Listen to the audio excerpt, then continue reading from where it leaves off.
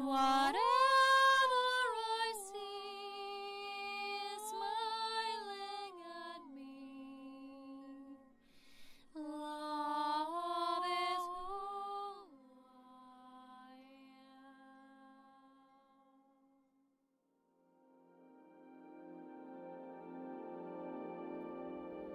So hello there, beloved Ascension pioneers, and welcome to this short video with me, where the topic will once again be about sacred divine reunions. Boy, I haven't talked about that topic for such a long time, and recently I was more absent than usual because I was actually delving really deeply into my own union. So the thing is that, recently I watched this movie I want to share with you that really got me thinking, because a lot of us who are in this path, and as I've shared before, we're shifting from being divine warriors to divine lovers of life, which kind of is the instigator for these sacred unions we are existing within, that we are forming, and these sacred partnerships that we're actually building in this new era. So what's been taking place is that probably a lot of you who are in this path are receiving these constant signs and messages that a lot of the times when you're looking at them too linearly or too much from up close, they don't always make sense. And there might be this sense of so much guidance and not always everything making sense right now. So recently I watched these movies, the first one in the sequence called Now You See Me, and it's about magicians. And of course, this is one of my favorite topics in the world, and they're deep movies. They have a lot of messages to share. So one of the things that's really important is that they show that, the whole magic about the magic tricks themselves is that we can't look at them too much from up close. Then we miss all the different elements and ingredients that are actually part of a much bigger trick, of a much bigger magic. So it takes a lot of divine intelligence to create something which we later can talk about as a divine trick or a divine magic. So people who are magicians are actually forming the realities to form bigger stories. So if we look at things too much from up close, of course we perceive them as this magic, and it is magic. The magic in itself is that we're able to create that we're able to create these tricks, that we're able to receive messages. So I'm talking in parallel here. I hope you're getting me. But it was really fantastic because it really applies to what we're experiencing when we're receiving our own divine guidance. And on my path as a divine lover, I've been receiving messages all the time, constantly. And sometimes when I was in my zone, I was like, nothing makes sense anymore. It's too much. And these moments might kind of make you feel not so trusting, or kind of doubt yourself in the messages you're receiving, although the messages are always neutral. And they're always kind of giving you little bits and pieces and nuggets in the now moment that kind of, when it's time for them, they become this grandiose trick, just like in the movie. Everything became this big trick. Everything developed into this magic performance that actually revealed so many of the things that made sense when it was time at the end for things to make sense. So everything in our lives, and especially for those of you who've been getting messages all your life since your awakening most intensely about forces in the back, about divine reunions, is that everything will be known to us when it's time for us to know. But what's happening recently, especially post the eclipse season, is there's this big revelations for this week. I start my weekdays always on Mondays with spirit guidance, and each Monday I meditate and pray more, and I'm more in this zone and doing my oracles. So kind of like I invest many of the hours of that, what I call magical Monday, to receive guidance and messages. So today I woke up and I look at the mountain. There was a heart-shaped, kind of when I got next to it with the camera, I was already not as heart-shaped, but it started as this beautiful heart-shaped cloud moving from the mountaintop, and then was an angel hovering above it. And just a few days prior to that, one of the companions on Instagram, I think, posted this picture of what it looked like, an angel carrying heart on a platter. It was amazing. And there's so many messages adding up together now. And as you know, Jupiter, which is a planet of how we expand and move through life in our ascension, moved into Libra, which is about partnerships, which kind of is that seventh density, seventh realm, the realm of the soul, actually, of our intimate angelic essence as a soul, our sovereign soul. But it's also house of partnerships in our physical reality that we know as astrology. So that 7 is also a number of magic, and it's also the seventh ray, ray of violet flame and alchemy, so soul alchemy. So when we're presented with these messages, they're starting to synthesize, and this is what angels or whatever you call it, the divine guidance share with me today, that things will start making sense now. Things will start coming together and synthesizing. So those of you on this path of a divine lover, if you feel like there was things and everything all your life, you were dreaming of certain things, and now the kind of layers and things are adding up together. For example, sometimes I have people who give me certain messages or visions, and a few months later, pop, something happens, or you meet someone exactly by that vision, or things that are just incredible, that are only human, limited, locked minds could not comprehend. So we need to get deeper and see things as an unveiling process in a much greater arena, so to say. So what's happening now, post-eclipse season, and we had equinox, this is usually when we're most balanced, when we're most in harmony with ourselves. And this is when we're receiving this feeling of things are just, something's just happening, even if it's just beyond the surface. It feels so much more peaceful and calm and serene now. There's just great sense of tranquility coming.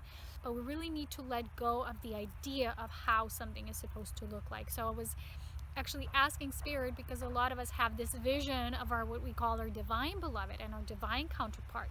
And I call my divine beloved in terms of, when you have memory from the celestial realms, how this is and this love. And a few months ago, I was reminded by someone who said to me, well, on earth, love develops. And although we might have this instant soul recognition, it's true. How we recognize each other as soulmates or soul companions, or we have a purpose or mission together. We kind of came together by these invisible hands, or we're drawn to each other by almost as if by magic, and things happen to line that up. We really, on earth, we need to give ourselves the time for these things to synthesize and to have a bigger picture and much more clarity. There was a lot of people who were ending their relationships in the old, and there was people sending me many letters throughout the years about that, how they're guided to a more different path, or they met certain companions. And sometimes when you're drawn to shift, it's just someone shifts you so you can move into your new life, but it doesn't necessarily mean you would stay with that soul. So what's happening now is just we're seeing a much bigger picture of the people, of the reality they played in our lives, why, how. It's just adding up. So I don't kind of like separate when I talk about ascension and our physical ascension with divine union, because in a way it's all one. Our twin soul inner union is a part of our ascension, and vice versa. So it's the return to divine love and being as sacred representatives, as I call it, the new earth homo luminous representatives. It's about becoming a pure vessel of divine love for divine love in human form. So that's the ultimate. The ultimate is to serve divine love through humanness. So I remember recently Saint Germain, through Jeffrey Hoppe, shared that there was a few masters who woke up one day and they just embraced that, wow, they're masters, but it's so simple. It's something they've been trying hard for so long, or to attain, is just there, and it's always been in front of them. And it's like this effortless flow to allow yourself to be human in your masterful way, of course, and realizing that you don't have to try hard for things. It's just unfolding. So when you start this journey and this magic, things will start being released. Recently, what I felt was this complete blank slate, almost like when you have so much plans, and kind of you see yourself in the middle of it all. You're like trying so hard, and then you take a few steps back. You need to move yourself out of that, we call it the eye of the storm, because it's just, things are, you're like in the middle of it, but it's still stormy. So sometimes you need to kind of pull all of your energy, which is what a lot of us were doing. As I've shared, there was a complete withdrawal of our life force, so that we could actually see what's not compatible, what's not authentic, what's not on our path, what's not for the greater good. And then as we saw this, things are now starting to line up, because we made that effort and that dedication to walk that in unity. So as we kind of leave some of the old things behind, it's not duality. It's not in a way that we are kind of separating ourselves from others, but we're choosing this brand new path, so that those who want to maybe follow after this first wave of us doing this, they will have a wave already paved through us, by us. So if you've noticed that you feel almost like spaced out, and at a certain point you're running like crazy, at the other point, like, what am I doing? Do all these goals even matter to me anymore? Do I even have anything to do? Because that's the whole balancing act. I'm noticing this a lot of the time. Sometimes we're like majorly busy and active, and other times, even with all the activity you have, you're like, poof, puff the magic dragon, you're completely out of that. And you're just flowing with life. So what we're doing, we're synthesizing those two aspects. So the overcompensating dominant male and the dominant submersive female, I don't know how to call it, but we're merging that to become a complete androgynous being. And this is the second thing I want to talk about, which is androgyny. So, one story short, recently, that was about a month ago, I met this beautiful being, and as I saw them, the first thing I said to them was like, one of the first thing I said to them was, wow, you're androgynous. And they're like, wow, I got to see this healer person, and they said the same thing. I'm like, okay, first, divine guidance check, on target. And the second thing, it really got me to think about androgyny, because we talk about it, right, in the New Age, the spiritual communities, but the thing is, we still don't know how it feels when we come into contact with those who are, in a way, energetically already androgynous. That means perfect synthesis of divine female and male in one union. That means beings who have incarnated, who already got that, who are masters of polarity. And I remember a few years ago, someone told me, as I started Ascension Pioneers, that I came to them in a dream and he said, oh, I'm a master of polarity. And I'm like, duh. But on earth, right, I always tell you, I also had to master this. I had to go through layers and stages and so much shedding so I can become that, my essence, which already is that, so that I can embody it in its fullness and completion. So as I met that being, that really got me to think about how it is when you actually meet someone like that, or like you in that space, because before, up until that point, I never met someone like that. And I had a dream a few months ago. There's beings, almost like prophets, giving me guidance, and one of them said to me, well, all the male beings you met so far were not of your genetic or, makeup. They call it manufacturing, but you know how it is with star beings, we kind of sometimes use different terms. It's like not really, on earth they might sound so technical, but they're not really, they're just terms, right? So they said they weren't of my same manufacturing, but the one I'm yet to meet will be. And every dream I've had, every single synchronicity, everything I've had, although at the time being did not make sense, when the grandiose picture kind of starts to develop and poof, itself, right, make itself in front of your eyes, it's like, wow. So every guidance was right. It's just like every part of the guidance is only a partial guidance. It's how it is with all guidance. Truth is truth, but guidance, these are these interlayered steps that we're kind of walking through. So let me get back to the point of androgyny. The androgynous beings are the new prototype, of course, for the new Homo luminous, the new human race. These are beings who carry celestial energy, almost like you call angelic beings or androgynous too. You never know, is that angel male or female? It's like both in one. And still, you might call it, this one is more the feminine embodiment, this one's more the masculine embodiment. And sometimes we say things like, okay, Angel Mary is the twin flame or twin soul of Archangel Raphael, things like that. And when you look at it, it's kind of like both androgynous beings, and yet there's a union formed. So that kind of thing. So with androgyny, people don't always understand it, because there was a discussion about this, about sexuality and sexual attraction, about this androgyny. And it got me to think, because androgynous beings are actually very sexual, but how they're sexual is they use it to create with their life force. They actually never perceive, and I was the same way, I never perceived a lower, denser form of sexuality. It's like always weird to me. I didn't understand it. I had to learn it as a human to see how to actually help people elevate it, to elevate that lower, denser form of what we perceive as like it's all there is about sexuality, and to help transmute that, because a huge part of my purpose is to transmute energy and elevate it to a higher state of consciousness. But we can't actually know how it is to have that experience with someone when we meet them in the human form. We might have that memory, like celestial memories, or we call it star-seeded memories, or elven memories even. But when it's in human form, we're still going to be like, what? How'd it go? How does this energy feel? What is this? And yet, when the androgynous beings start meeting, and this is what I believe was the whole thing about what people call the Illumined twin flames, and a lot of them got this very distorted, because you're only illumined when you're completely balanced within yourselves, feminine, masculine essence. So this balanced essence needs to translate directly into your physical forms.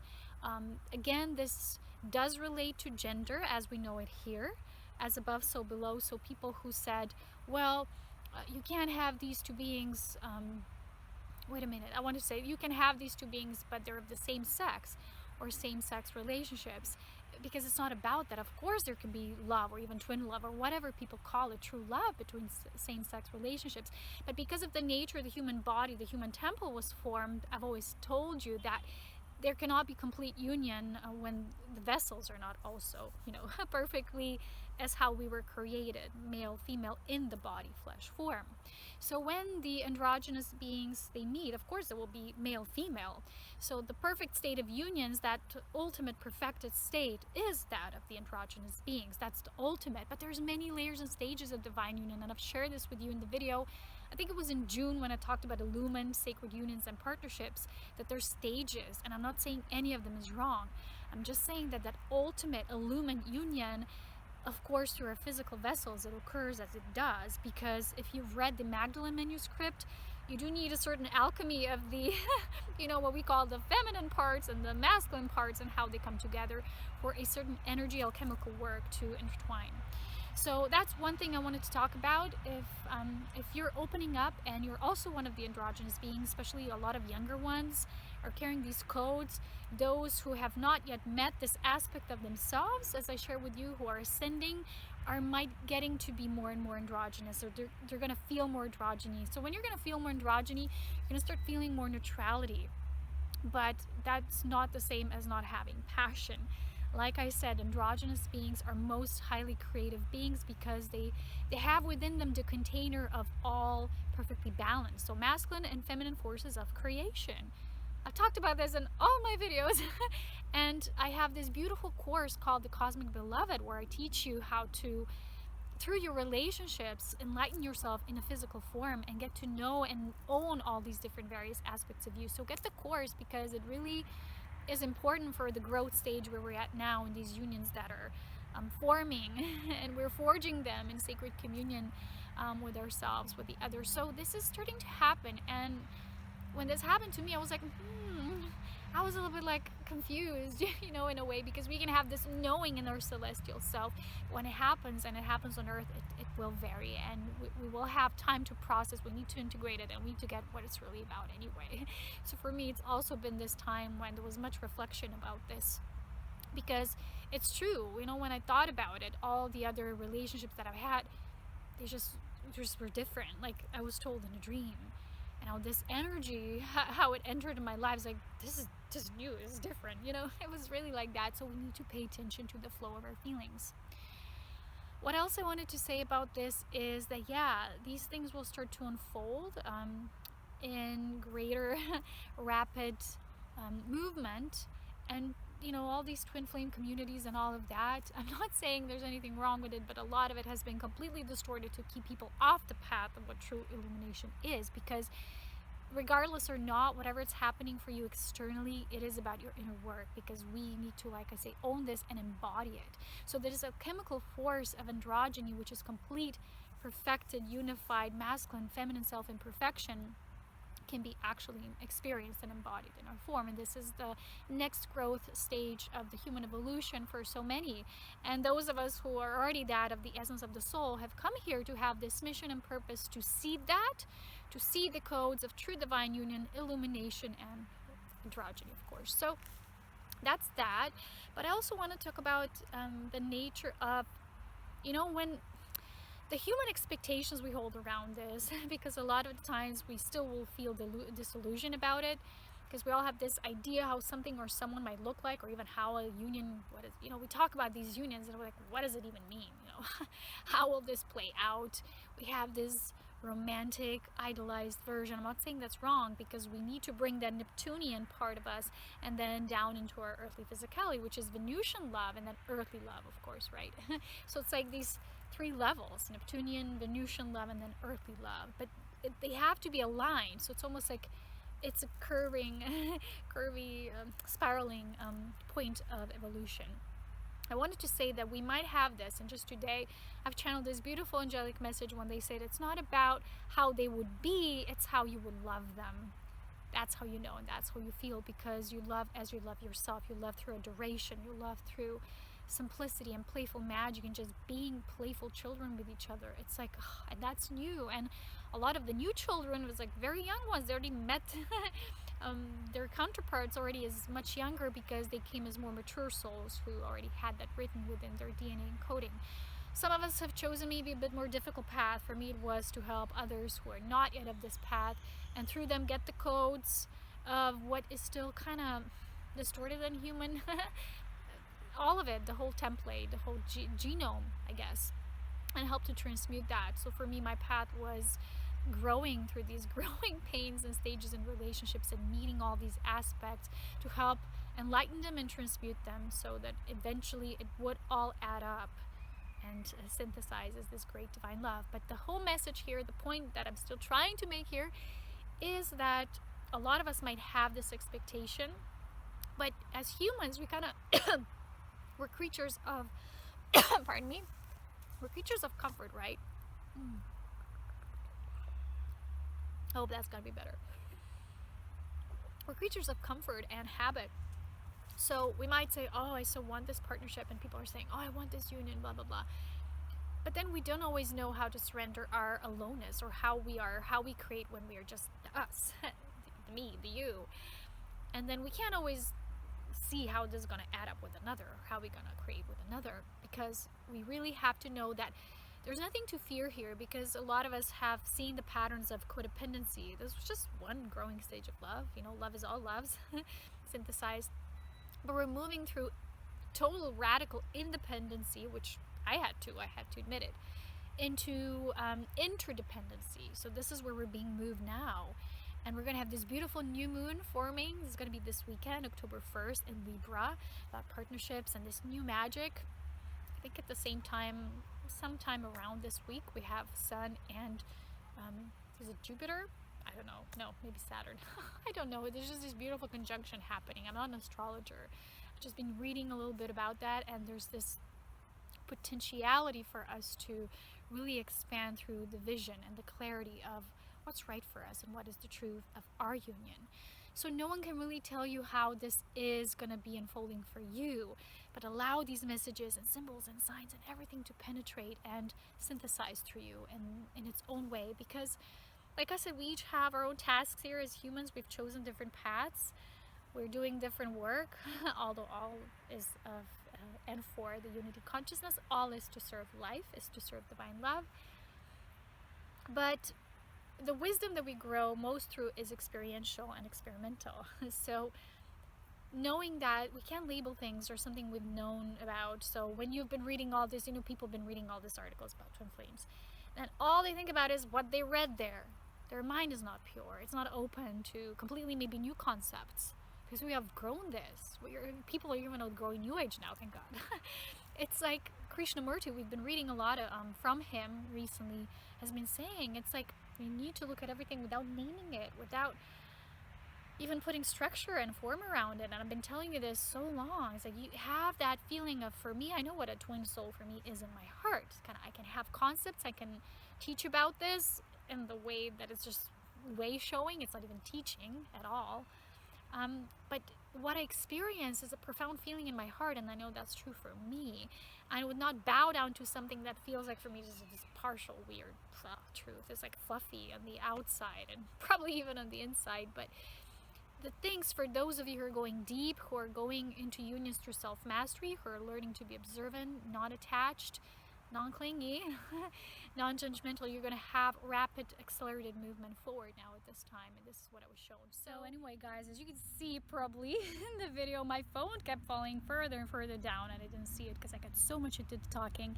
So I wish to say that I hope you have a beautiful journey with all of this. I hope this video kind of resonated and brought a spark or two in your sacred heart flame. And if you really wish to get activated more deeply, this is the next stage in our growing evolution. Try out the Cosmic Beloved course. It's on my page. The link is down below. Also, I've created 3 very powerful light activations for this new stage. They're meant to help you with this new blank slate. They're about the physical ascension, opening the gateway of your divine love, and really re-emerging as new beings, embracing your ascended self, your ascended mastery. So these are all meant to and were co-created for this specific time with what's happening, because we're entering into a one universal month of October. There's going to be so much happening around relationships and new ways and synthesis and everything. So it's going to be a beautiful month. I just feel it deep in my bones. So try to get this covered if you haven't already. These are last final days when I'm being shown. Very important week for us. It's a huge week. I've been just shared this with the angels. It's going to be a very important week for us. So get that, the links are down below. All of my activations are always at the same energy exchange. And for those of you who call to something else or just wish to donate from the heart for my sharings, that's also very deeply appreciated. And thank you so much. I love your feedback as well. Always helps me to serve even better. And as always, of course, so much love, wisdom, and power. I'm going to see you with the next video topic whenever, and always in divine guidance and timing. So have a beautiful wrap up of this 9 universal frequency month, because we're entering into a 1, from 9 to 1, and it's going to be just beautiful. So get prepared, get ready, synthesize, move into what's really true and important for you. And I'm going to see you very soon with love, wisdom, and power. I love you all so very much. Take care. Bye-bye. Welcome into my world. The world